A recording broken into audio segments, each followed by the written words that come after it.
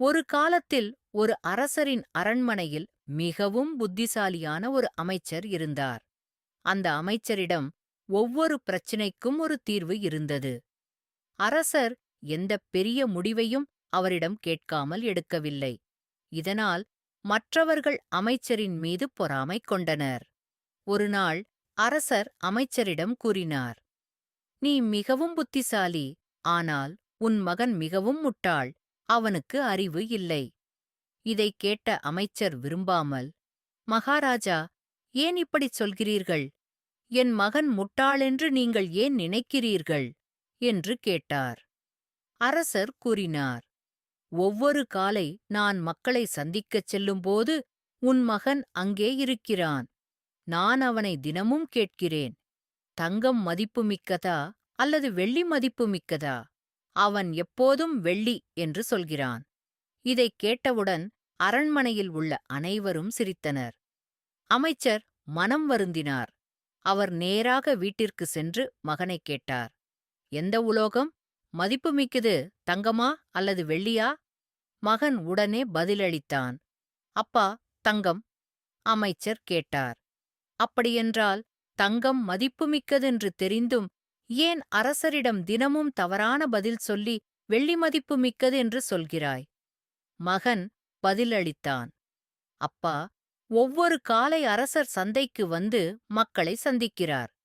தினமும் அவர் என்னை அழைத்து 2 நாணயங்களை முன்வைக்கிறார். ஒன்று வெள்ளி, ஒன்று தங்கம். மதிப்புமிக்கதை எடு என்று சொல்கிறார். நான் வெள்ளி நாணயத்தை எடுக்கிறேன். அரசர் சிரித்துவிட்டு செல்கிறார். அப்பா, நான் தினமும் வெள்ளி நாணயத்தை எடுப்பதால் அரசர் மகிழ்கிறார். இன்று அரண்மனையில் அனைவரும் என்னை கேலி செய்தார்கள். ஆனால் பாருங்கள்" என்று கூறி மகன் தன் அறைக்குக் கொண்டு சென்றான். அங்கே ஒரு பெட்டியைத் திறந்தான். அந்தப் பெட்டி முழுவதும் வெள்ளி நாணயங்களால் நிரம்பியிருந்தது. இதைக் கண்டு அமைச்சர் ஆச்சரியப்பட்டார். ஸ்தோல்க, வெள்ளி நாணயங்களை எப்படிப் பெற்றாய்?" மகன் கூறினான், "அப்பா, இவையெல்லாம் அரசர் தினமும் எனக்குக் கொடுத்த நாணயங்கள். நான் ஒருநாள் தங்க நாணயத்தை எடுத்தால் அவர் இனி என்னிடம் கேட்க மாட்டார். அப்பொழுது நான் தினமும் ஒரு வெள்ளி நாணயத்தை இழந்து விடுவேன். ஒரு தங்க நாணயத்திற்காக என் தினசரி வெள்ளி நாணயத்தை இழக்க விரும்பவில்லை." இதைக் கேட்ட அமைச்சர் மகனைப் பார்த்துப் பெருமைப்படினார். மக்கள் அவனை முட்டாளென்று அழைத்தாலும் அவனுடைய அறிவு உண்மையில் புத்திசாலிகளுக்கே புரியும் ஒன்று என்பதை உணர்ந்தார். அதன்பின் யாராவது அவன் மகனை முட்டாள் என்று சொன்னால் அமைச்சர் சிரித்துவிட்டு அமைதியாகப் போய்விடுவார்.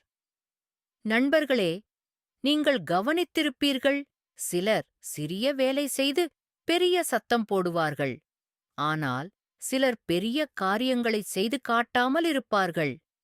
நீங்கள் செய்வது சரியானதென்று தெரிந்தால் மக்கள் உங்களை முட்டாளென்று அல்லது பைத்தியமென்று சொன்னாலும் கவலைப்பட வேண்டாம்.